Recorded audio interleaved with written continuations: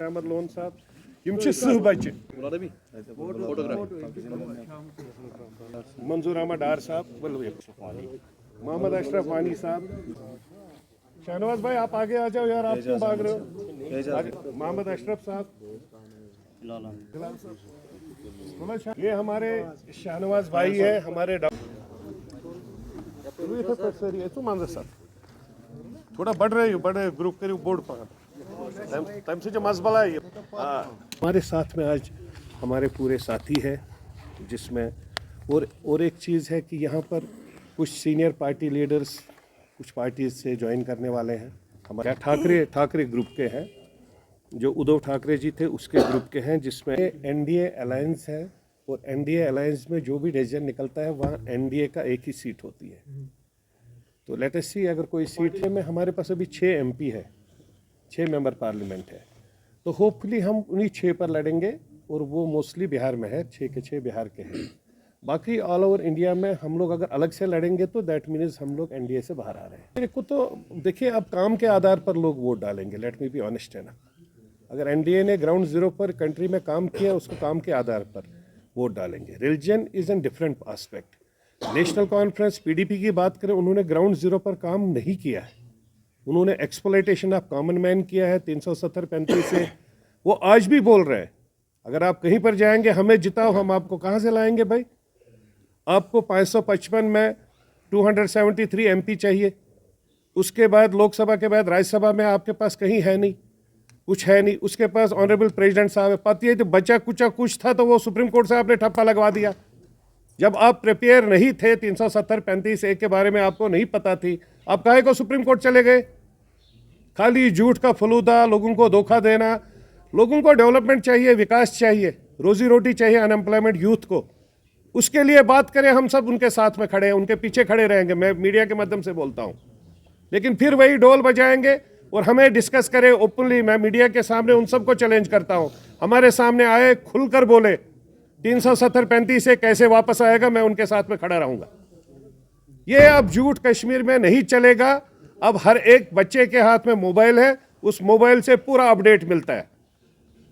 अगर इन लोगों के पास थोड़ी सी अक्ल होती तो ये सुप्रीम कोर्ट नहीं जाते, ये दुकान खोलने गए थे सुप्रीम कोर्ट में अपना फेस वैल्यू बचाने के लिए।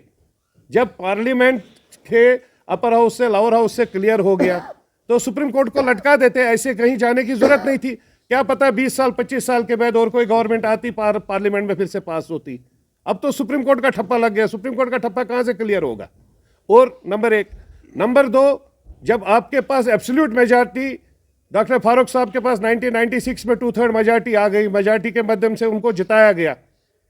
राजीव फारूक अकॉर्ड 86 के टाइम भी मेजॉरिटी के माध्यम से जिताया गया। क्यों नहीं परमानेंट किया, इसको क्यों टेम्परेरी रखा? क्योंकि ये पॉलिटिकल टूल था।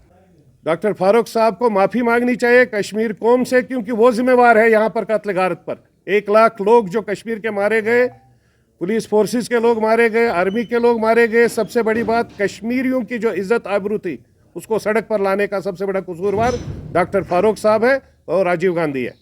राजीव फारूक अकॉर्ड आ जाएंगे सामने। केजरीवाल अभी 4 बार 5 बार समन में नहीं आया, अंदर आ गया ना फिर वापस। आपका छत्तीसगढ़ झारखंड का वो सोरेन, वो नहीं आया था, फिर ईडी गई उठा के लाई। जो गलत है, जिसने गलत कहीं पर भी किया है वहां पर अकाउंटेबिलिटी होनी चाहिए।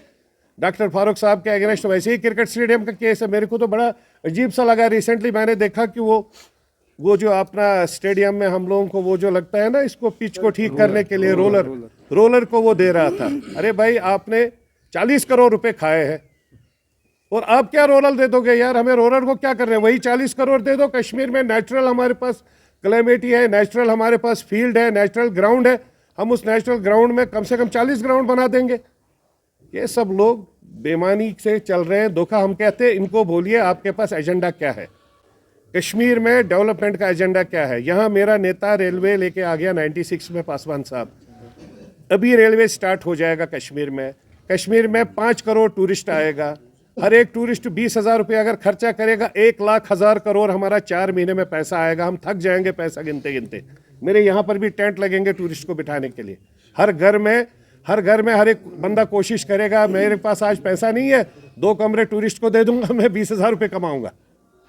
इतना टूरिस्ट आएगा और हमें ऊपर वाले की रहमत है। और हम लोग ये बोलना बोलना जो हम लोग कहते हैं mini Switzerland, Switzerland mini Kashmir है।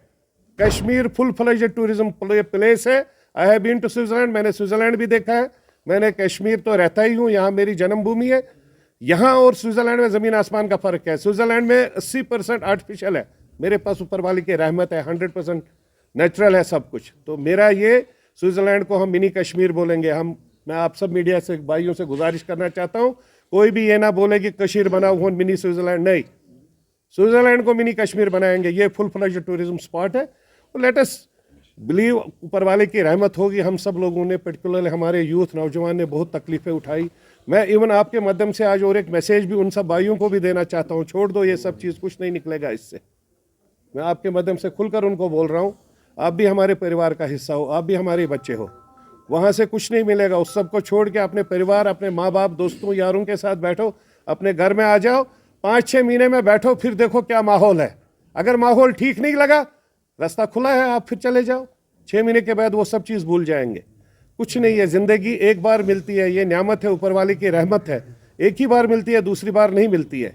जो एक बार मिली है यही जन्नत है। हम सब लोग यहाँ बैठ के डिस्कस करें, यही जन्नत है।